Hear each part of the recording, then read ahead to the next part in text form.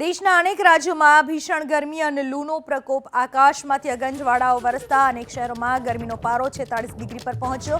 સમગ્ર ઉત્તર ભારત ઉપર ગરમીનું મોજું ફરી વળ્યું। ગરમ પવનો અને લૂના કારણે લોકોના હાલ બેહાલ થયા।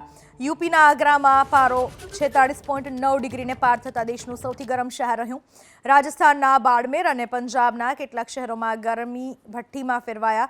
તેમાં પણ પંજાબના સમરાલામાં ગરમી 11 વર્ષનો રેકોર્ડ તોડ્યો। તાપમાન 46.3 ડિગ્રી નોંધાયું તો ચંદીગઢમાં 44.5 ડિગ્રી તાપમાન નોંધાયું।